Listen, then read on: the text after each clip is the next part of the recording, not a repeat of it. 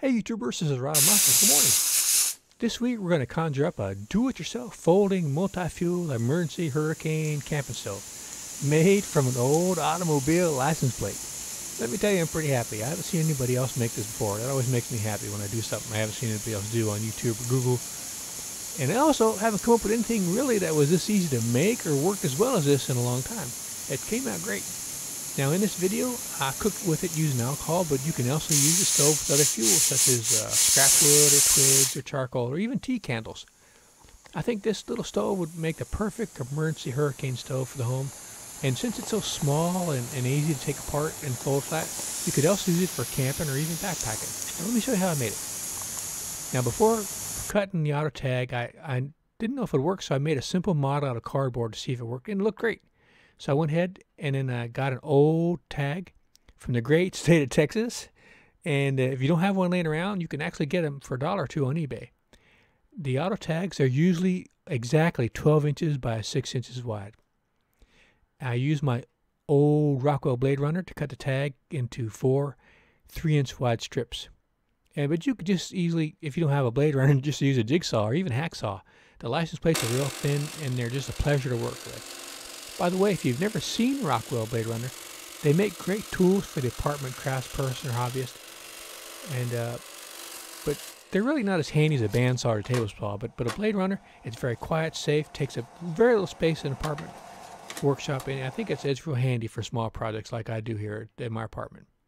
Now, after cutting the tag into 4 equal parts, these are going to become the side of your stove. Now you want to cut 1.5 inch long slots on the bottom outside of all 4 pieces, so you end up having 8 identical cuts or slots. I use the groove that's on the outside edge of the tag anyway as a guide as to where I put my slots on all the sides. Next, you want to assemble it to make sure you have a snug and even fit. If it's not even, you're going to have to trim it up a bit. That way your pots and pans won't fit on too well if they're not even.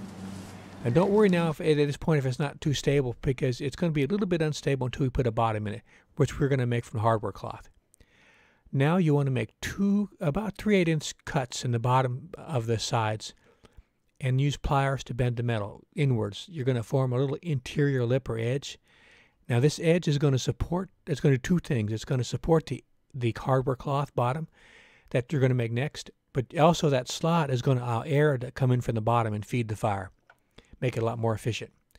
Now to make the bottom of the stove, you're going to take about a 6.5 inch by 8 inch piece of hardware cloth, and you're going to shape it to fit real tight and snug.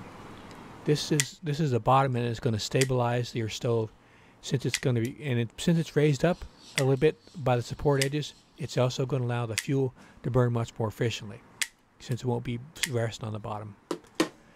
Now, at this time, since we're messing with the hardware cloth, you can also make a grill out of the hardware cloth the same way you made the bottom attached to the top. If you have a grill on top, it's going to allow your pan to sit on the top more safely.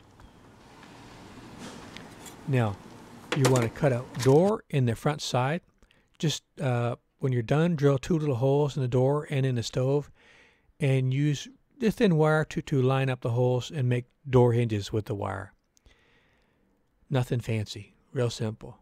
Now finally, just make a latch for the door from a machine screw, 2 nuts, and then cut a little piece of metal out from a lid of a can and bend it over, put a hole in it, and you got your latch done.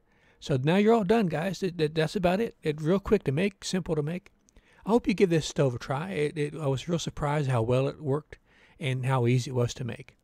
So thanks for watching, guys. Don't forget, I put on new stuff, original stuff every week. And I've got a bunch of interesting playlists and over 400 videos now. And a lot of them are unusual do-it-yourself projects like this one. And I also feature some pretty interesting folks on my channel too. And check out their channel too. So guys, thanks for watching, and see you next week.